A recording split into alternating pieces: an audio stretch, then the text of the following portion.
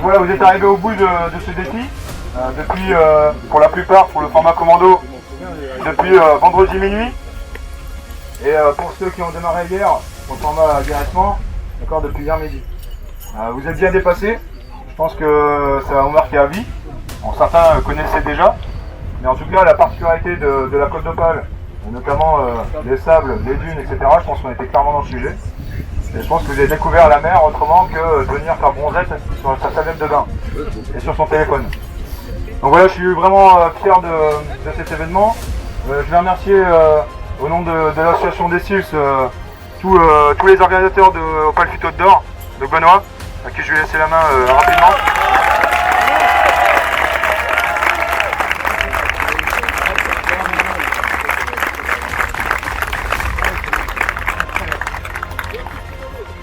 Non.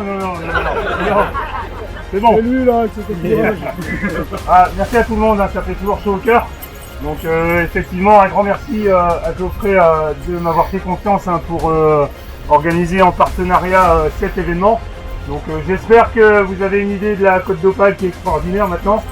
Donc ah mais c'est bien. Eh oui, mais regardez le paysage. Voilà.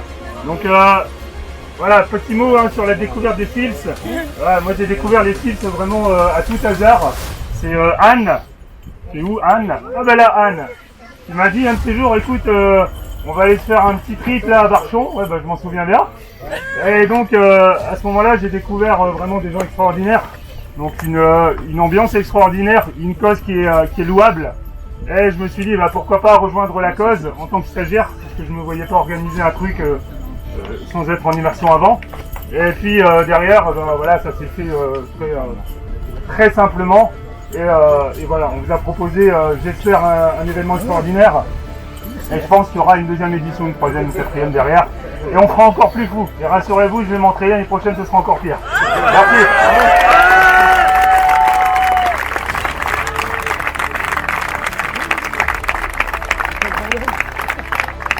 Bien, donc on va procéder à la fin de l'événement. Donc quand vous n'avez pas sonné la cloche pour abandonner, on va quand même la sonner pour annoncer la fin de l'événement.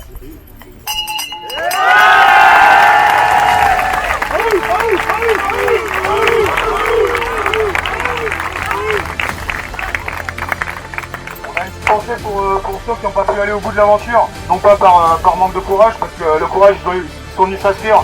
Ils ont démarré le stage vendredi à minuit ou hier. Ils ont le courage de s'inscrire et de se planter face à des vrais militaires, des instructeurs de métier, pour vivre un stage commando, un pur stage commando réel et qui est similaire à ce qu'on fait dans l'institution militaire. Voilà. Donc en tout cas, votre participation, ça permet de financer des projets de cette guerre, des victimes d'attentats. Et en tout cas, on est très content de ça. Voilà, je voudrais juste remercier ceux qui ont arrêté, qui nous ont donné un coup de main derrière, et ils sont restés pour vous voir et pour vous pousser à aller au bout. Et en tout cas, c'est toujours louable. Donc pour cela, à l'issue de cette petite cérémonie, entre guillemets, je leur remettrai juste la médaille à titre voilà, dans la main. Je ne remettrai pas autour du cou. Ils ne sont pas finishers, mais ils méritent quand même d'avoir ce beau souvenir. Voilà, donc je préfère vous le dire, tout simplement.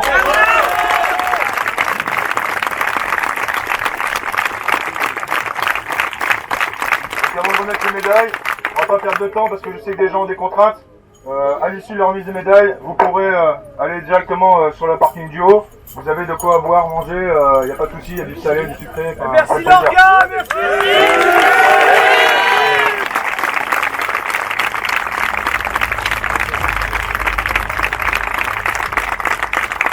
Donc pour le staff, je vais vous faire plaisir et procéder à la remise des médailles.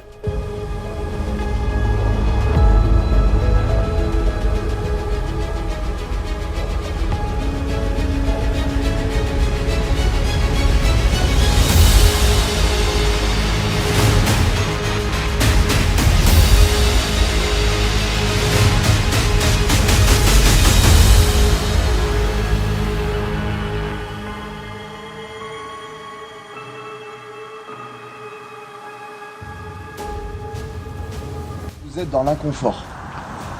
Alors je sais que cet élan que vous avez eu, c'est pour quelque chose, c'est pour une raison. C'est parce que le message qui m'a touché, cette association, ce que m'a dit Geoffrey, si moi ça m'a touché, ça touche aussi d'autres personnes parce qu'on est humain. Vous comme moi, on est pareil. On est touché de la même manière. Quand on a mal, on a mal. Quand on a mal psychologiquement, parce qu'on sait, il y a un vécu, il y a quelque chose qu'on a mal digéré, mal intégré, ou quelque chose qui nous touche tout simplement, et ben on souffre. Et on a envie, on a un élan. On a envie de tendre une main, de faire un truc. Vous avez eu justement cet élan de venir là, et je vais vous demander de ne pas l'oublier. Parce qu'en fait, aujourd'hui, vous avez vécu, hier, vous avez vécu des choses qui vous sortent un petit peu de votre confort. Mais sachez que ce que vous touchez un petit peu du doigt, c'est ce que certains vivent pour vous sauver, pour vous protéger, en France comme à l'étranger.